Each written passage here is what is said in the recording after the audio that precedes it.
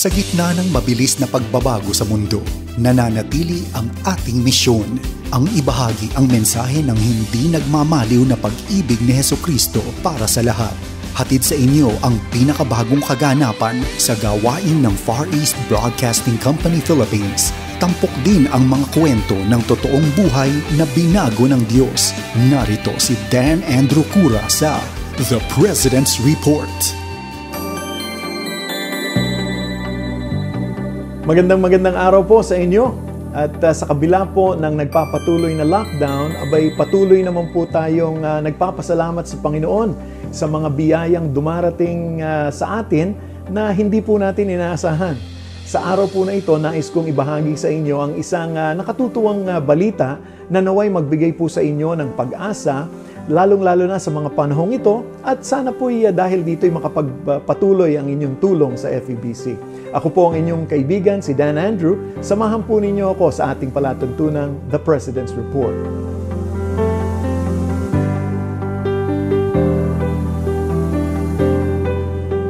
Kung ikaw ay may anak na nag-aaral pa sa elementarya o sa high school man lang, ay isa ka sa mga magulang na naging guro sa tahanan dahil sa blended learning bilang kahalili ng face-to-face classes noong panahon ng pandemya. Abay, marami po ang nagsabing naging mahirap po ang setup na ito para sa mga magulang, sa mga mag-aaral, sa mga guro, at maging sa mga tagapamahala po ng mga paaralan. Ngunit sa panahon ding ito ay binuksan ng Panginoon ang pagkakataon upang tayo po ay magkaisa sa iisang layunin, ang suportahan ang edukasyon ng kabataang Pilipino sa gitna po ng pandemya.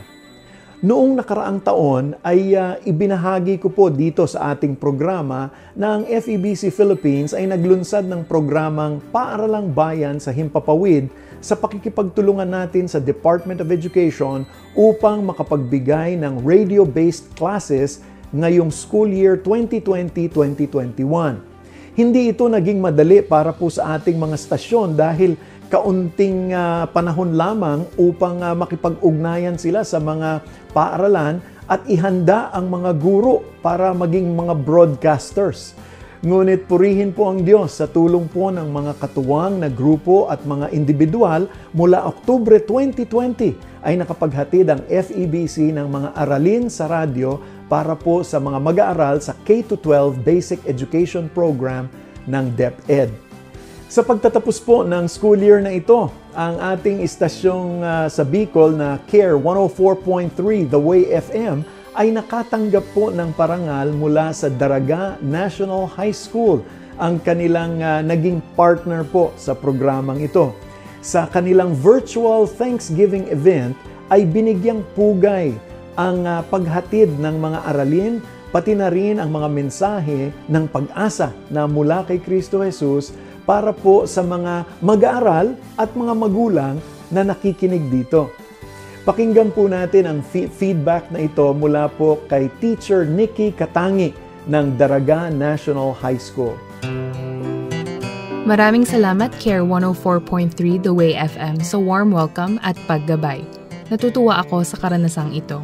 Simula sa pag-attend ko sa Radio 101 webinar ng Inspiradong Guro, talagang na-inspire na ako. Hindi ko inaasahan na magagamit ko ang kaalaman at kasanayan sa aktwal na pagbo-broadcast sa radyo at Facebook Live. Hindi ko makakalimutan ang oportunidad na ito. Special thanks to Ma'am Raquel Landong for the motivation and for being my co-host, Sir Edsel Estuya at sa buong technical team ng CARE 104.3. Sa mga kapwa ko teacher broadcasters, congrats po and salamat dahil natuto ako sa panonood sa inyo. Nagpapasalamat ako at pinagpala na maging bahagi ng programang ito. Nakikita na natin po ang naging bunga nito. Sa loob po lamang ng isang taon ay mas lumawak po ang naaabot ng The Way FM sa Facebook mula po sa pagkakaroon ng mga 10,000 na mga taga-subaybay noong Setyembre 2020 hanggang sa humigit kumulang na 30,000 na po ang taga-subaybay sa kasalukuyan. Purihin po ang Panginoon at karamihan sa mga komento at mensahe ay nagmula po sa mga mag-aaral na kalahok po sa programang Paaralang Bayan sa Himpapawid. Narito po ang ilan sa mga mensahe po ng mga estudyanteng pinadala nila. Bilang isang estudyante, malaking pagsubok sa akin na walang guro sa harapan para magturo. Dahil dito, nahirapan ako at halos mawala ng gana sa pag-aaral. Buti na lang, sa tulong ng programang Paaralang Bayan sa Hipapawid, mas ginanahan akong mag-aral.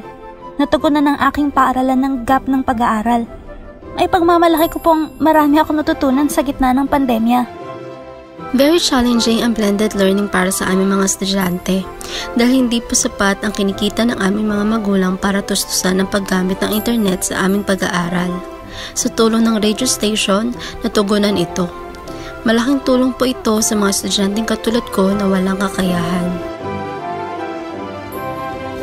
Sa lahat po ng ito, lubos naming ibinabalik ang lahat ng papuri po sa ating Panginoon. Sa kanyang biyaya at lakas, ang FEBC po ay patuloy na nakikipag-ugnayan at nakapaglilingkod sa ating mga kababayan bilang parte ng pagpapahayag ng pag-ibig ni Kristo sa mundo. Salamat po sa Panginoon sa suporta ng mga tagapakinig, siyempre tulad mo.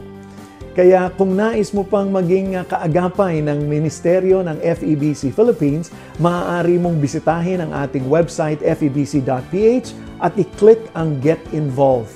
Mula dito ay maaari ka namang mag-donate o makahanap ng iba pang mga paraan upang ipahatid ang iyong suporta sa amin. Gayun din, sundan kami sa Facebook at Instagram at FEBCPH para po sa mga pinakabagong mga updates sa gawain po ng Far East Broadcasting Company, Philippines. Yan na lang po ang oras natin. Ako, maraming salamat po sa inyong pagsama sa akin dito sa The President's Report. Lagi po kayong mag-ingat at tulad ng dati, pagpalain po kayo ng ating Panginoon. Inyong napakinggan ang The President's Report. Para sa karagdagang impormasyon ukol sa Far East Broadcasting Company Philippines o maging kaagapay sa panalangin at iba pang mga paraan, bisitahin ang FEBC website, febc.ph at hanapin ang FEBC Radio sa Facebook. Maraming salamat sa iyong pag-agapay at pagpalain ka ng Panginoon.